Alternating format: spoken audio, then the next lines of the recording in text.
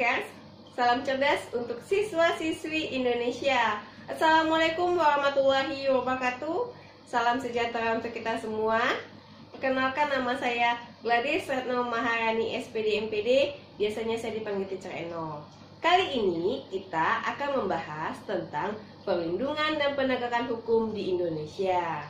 Sebelum kita masuk mengenai perlindungan dan penegakan hukum di Indonesia, kita harus tahu dulu apa itu hakikat perlindungan dan penegakan hukum. Kita lihat konsep perlindungan dan penegakan hukum.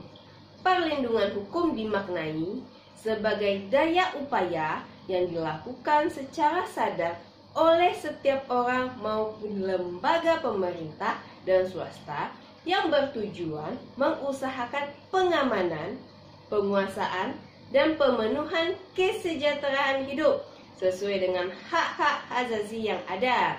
Sedangkan konsep penegakan hukum adalah upaya untuk melaksanakan ketentuan-ketentuan hukum dalam berbagai macam bidang kehidupan.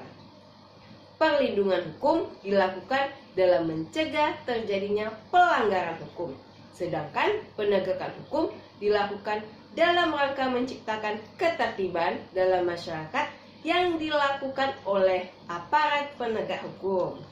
Kemudian, pentingnya perlindungan dan penegakan hukum. Kenapa pentingnya perlindungan dan penegakan hukum?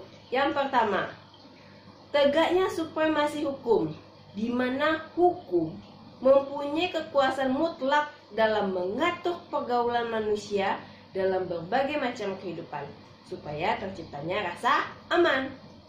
Kemudian yang kedua, tegaknya keadilan. Tujuan utama hukum itu adalah mewujudkan keadilan bagi setiap masyarakat. Kemudian yang ketiga, mewujudkan perdamaian dalam kehidupan di masyarakat, di mana perdamaian akan terwujud apabila setiap orang merasa dilindungi dalam segala bidang kehidupan. Kemudian kita lihat apa saja faktor keberhasilan proses perlindungan dan penegakan hukum. Yang pertama yaitu hukumnya.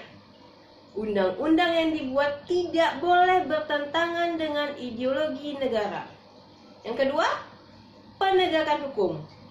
Penegak hukum harus menjalankan tugasnya dengan baik sesuai dengan perannya masing-masing yang telah diatur dalam peraturan perundang-undangan. Yang ketiga adalah masyarakat. Warga masyarakat harus mengetahui dan memahami hukum yang berlaku, serta mentaati hukum yang berlaku dengan penuh kesadaran. Kemudian lanjut yang keempat, yaitu sarana atau fasilitas, di mana sarana atau fasilitas yang tersebut mencangkup manusia yang terdidik dan terampil, organisasi yang baik, peralatan yang memadai, keuangan yang cukup, dan sebagainya. Dan yang terakhir adalah kebudayaan, di mana mencangkup nilai-nilai yang mendasari hukum yang berlaku. Oke, sampai di sini dulu materi kita hari ini. Apabila saya ada salah kata, saya mohon maaf. Assalamualaikum warahmatullahi wabarakatuh.